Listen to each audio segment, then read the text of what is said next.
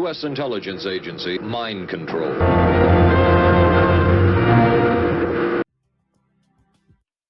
The 2024 Olympic Games have garnered tens of millions of viewers with jaw-dropping performances and compelling storylines. But in recent days, controversy surrounding the gender of one boxer has also consumed headlines. Okay, you ready to see this? William Brangham has that story. We're going to look at first men's lacrosse, okay? Mm-hmm. Here it is. You know, we got to protect the head from those stick injuries, you know? Share the screen. Sorry. I still am not used to it being like that after, because we've had it normal for over a year, right? So it's mainly just like I know what lacrosse is. Face gear to prevent you from getting hit in the face and whacked in the back of the head. This Meanwhile, game is savage. This is women's lacrosse.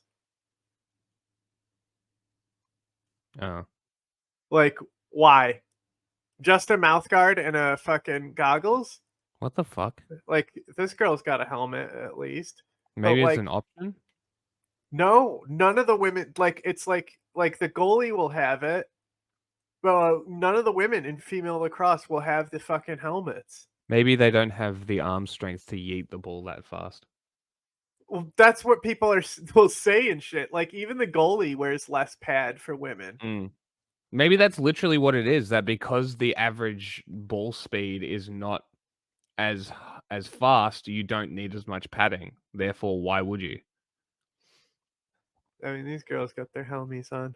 Mm. So I might be a thing that they're making girls wear helmets now too. But even these helmets are like, smaller than the men's. No, I agree. Put them in the actual equipment, make them go harder. Put them in the gym, make them lift.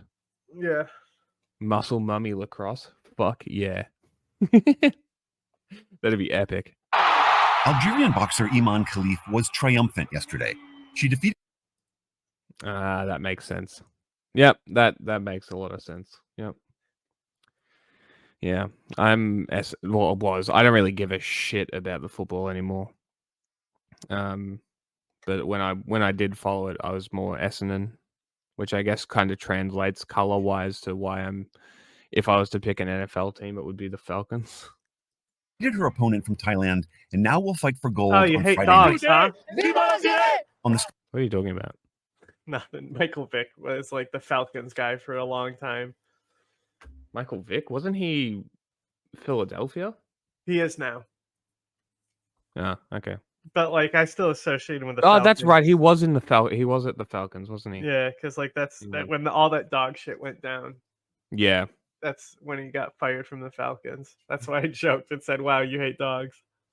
Streets of Paris, Algerian fans rejoiced. It was an intense fight. She gave everything. Imane was able to represent her country. She was able to show the world what strong Algerian women are. She came out victorious, and we are proud of that. Also, can we just if they're crying about her, right? And the Taiwanese fighter. Where was that? Her opponent of Paris. Algerian boxer has also consumed headlines. William Brangham has that story. Like, even the Thai boxer here is not very feminine.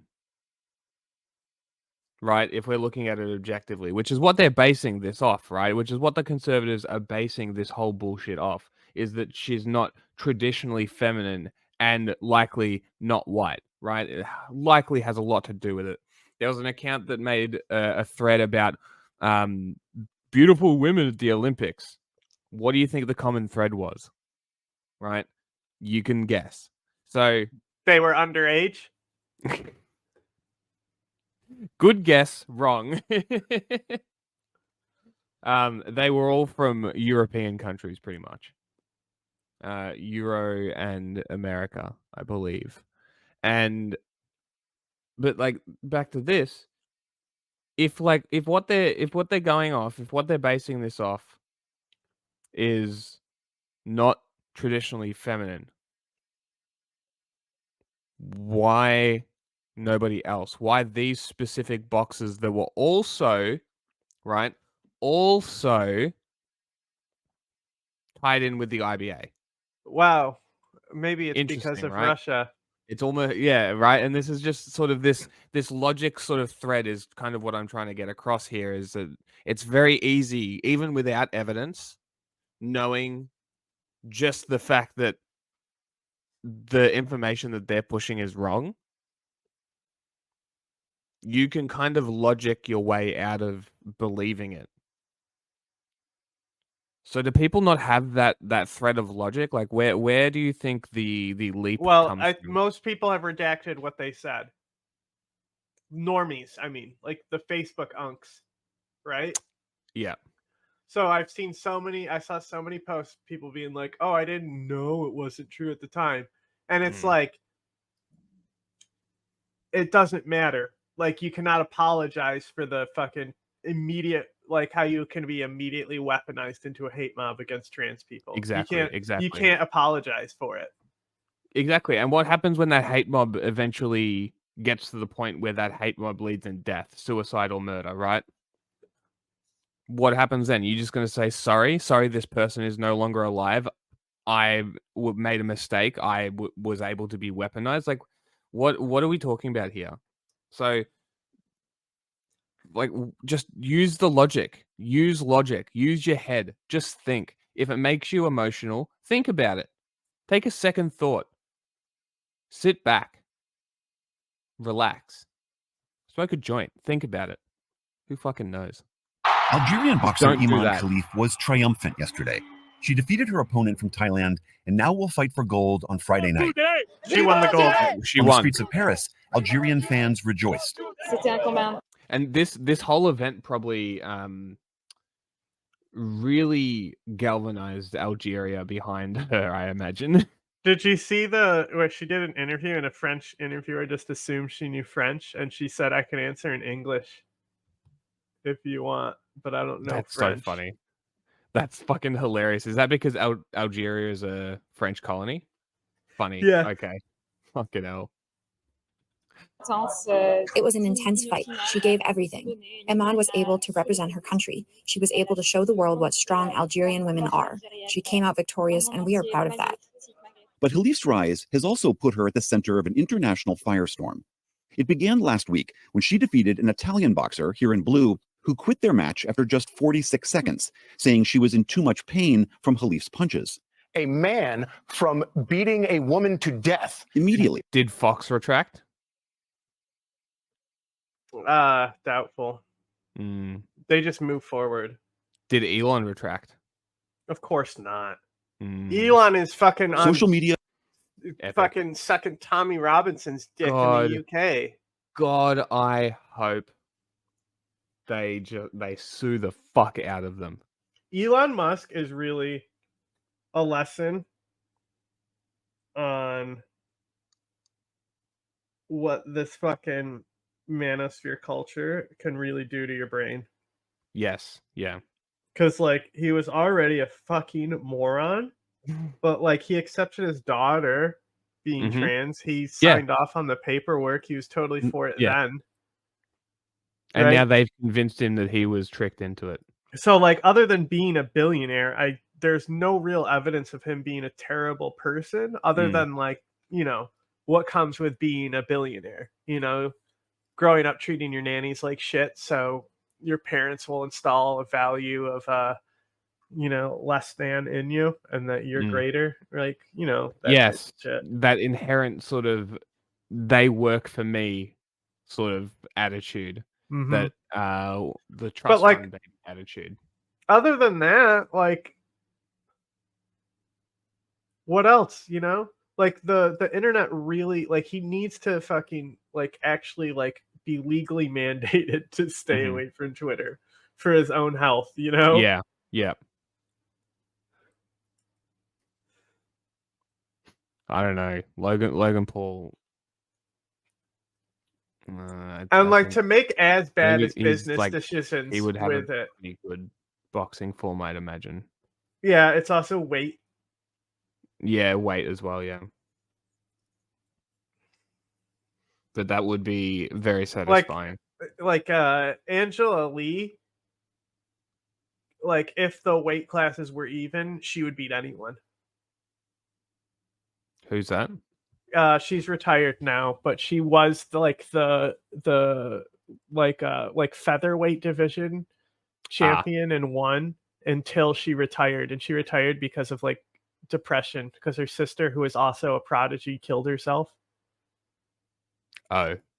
And she also suffers from like extreme depression. So she like had a kid and she basically retired.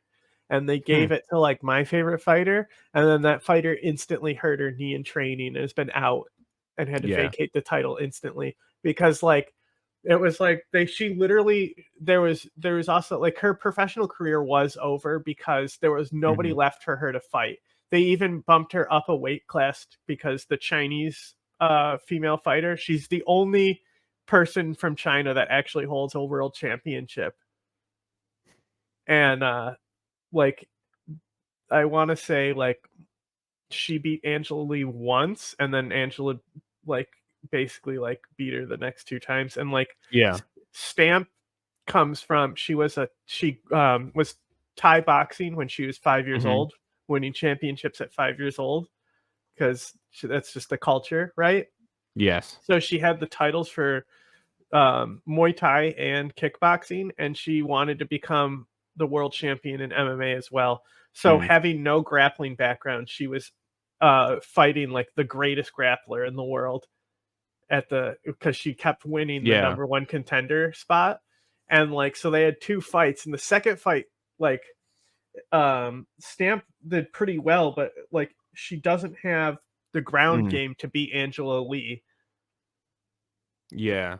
And Angela Lee basically just wore her out by just holding submissions on her, not to make her tap, but to like really like, because you have to work so hard to get out of them. Yes. And so she got to the point where she just exhausted her and got an arm bar.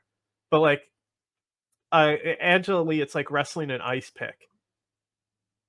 Like the way she can like angle and like put her elbows and knees into people to like get locks on them. It's insane. Like she was so good. And cable news was flooded with UFC doesn't even have a division that small. Bro, why are there so many fucking communists on Twitch? I know, right? And fascists. Because that's what politics is. You're radical. You're either radical on one end or the other. Accusations that Khelif was male or transgender. Former President Donald Trump and Harry Potter author J.K. Rowling, both of whom have spoken out against transgender people, lashed out at Khelif's participation. The far left wants to allow biological males to beat the living crap out of women in boxing. Khelif is not male or transgender, but these recent accusations stemmed in part from her disqualification at last year's World Championships. The International Boxing Association, or IBA, a governing body for the sport, barred Khelif and a Taiwanese boxer after the IBA claimed they failed unspecified gender eligibility tests. The International Olympic Committee, which called the IBA's decision, quote, arbitrary, and banned the association over corruption concerns last year, decried the vitriol that's been aimed at Khelif. The Algerian boxer was born female, was registered female, lived her life as a female, boxed as a female, has a female passport. This is not a transgender case. Amid the attacks, Khelif's father came to his daughter's defense. This is our official family document. May 2nd, 1999, Imane Khelif, a female. It is written here. You can read it. This document doesn't lie. The people who are lying and leading a fierce campaign against her are the enemies of God. The attacks against her are immoral. It is not fair. Imane is a little girl that has loved sports since she was 6 years old.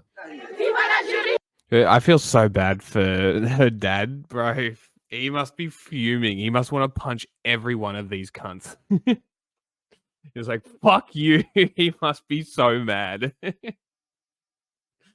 Algerian fans have been solidly behind Khelif at the Games, and this week she spoke about the toll the criticism has taken. I send a message to all the people of the world to uphold the Olympic principles, to refrain from bullying all athletes, because this thing has effects, massive effects.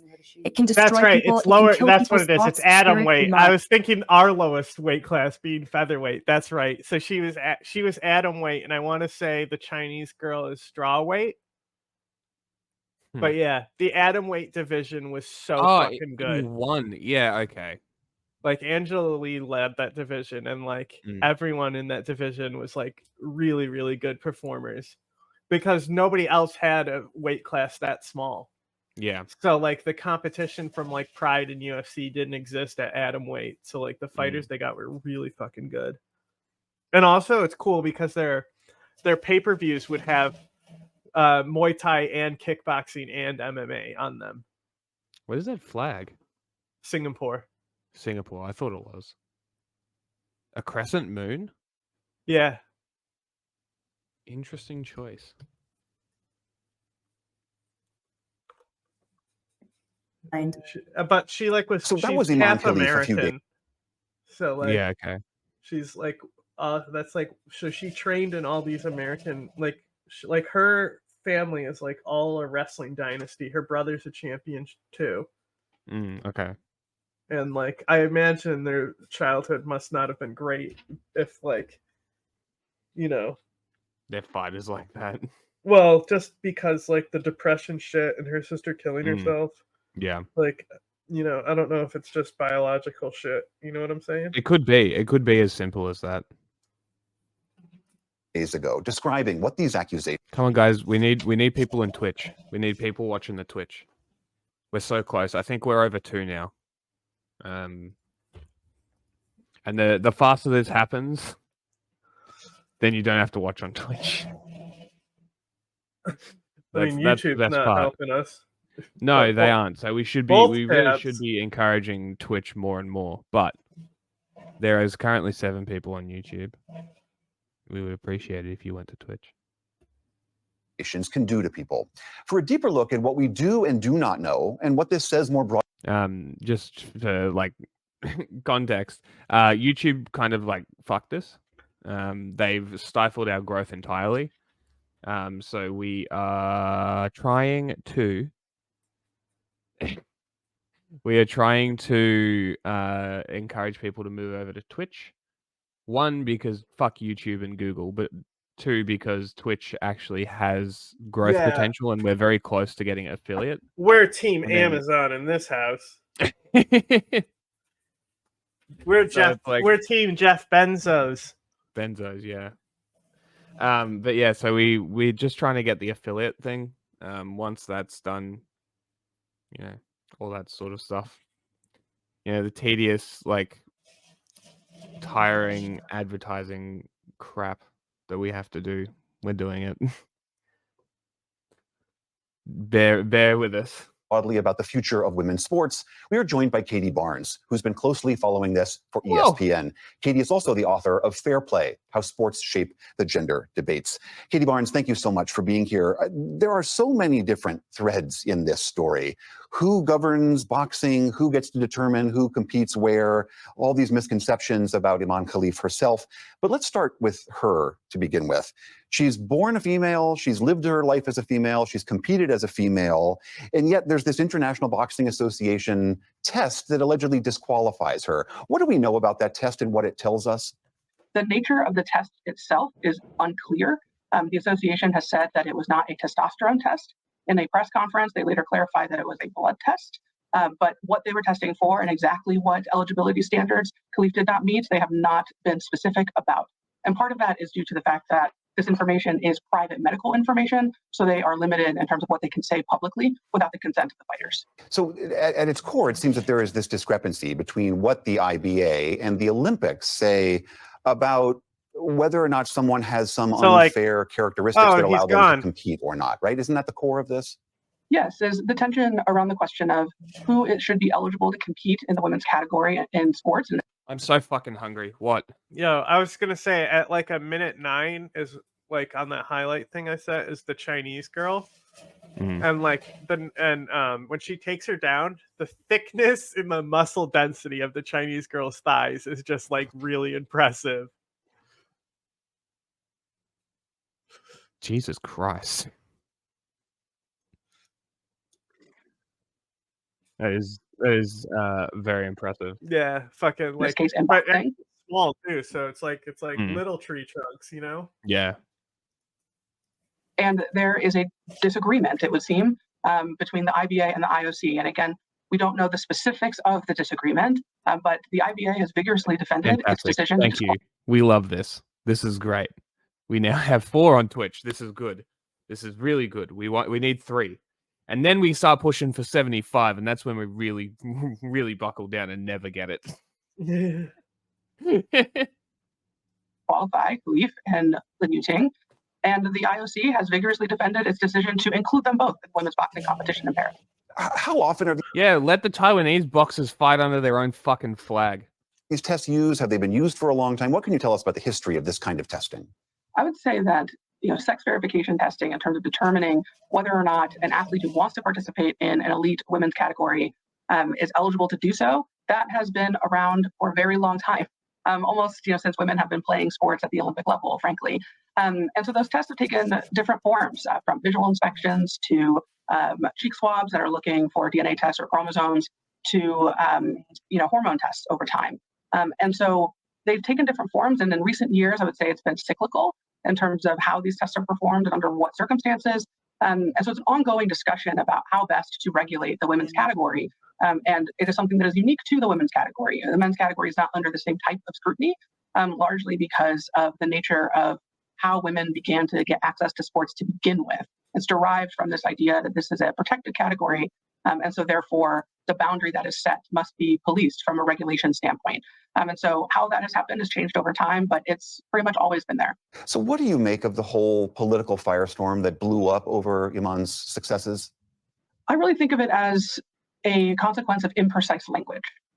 When people use terms like biological male, quote unquote, and quote unquote man to describe people who are competing in a women's sporting event, especially a combat sports event like boxing, and that tends to bring out a lot of emotion from folks. And that is also happening in the wake of just a tremendous amount of emotional and legislative energy being put toward addressing some of these issues in the United States in terms of legislation passing around transgender athletes. And so I really think that bred a lot of confusion and brought out a lot of emotions. And sometimes that was used inadvertently, incorrectly, and sometimes folks, I think, weaponize that in this particular case. I mean, apart from these larger debates over these, who governs these rules and who sets these standards, as we heard from Imane Khelif herself, the vitriol that was directed at her towards an individual has got to be so dispiriting when you're trying to compete at this level. Yeah, I can't speak for her, of course, but you're judging by what she has said publicly, and also, how she just released so much emotion after winning her quarterfinal bout. It's very clear that this has weighed heavily on her. And other athletes who have been through similar difficulties when they run up against policy that disqualifies them and that becomes public. I think it's important to acknowledge as members of the public that these are real people who are wrestling with these things and perhaps are learning new information about themselves. And now that's being parsed publicly and in highly emotional and charged ways. Also, after the last Olympics, when Simone Biles pulled out because of mental health issues. Getting cut punched her too. And athletes are human too, and I think we would do well to remember that. All right, Katie Barnes of ESPN, thank you so much for helping us wade through all of this. Thank you for having me. For Olympics fans.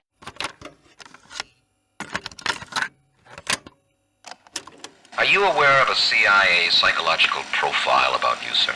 Would you be interested in hearing what the CIA had to say? This secret study portrays as a brilliant but dangerous megalomaniac who is likely to pursue his own aims in disregard of U.S. interests. He's an uncertain ally.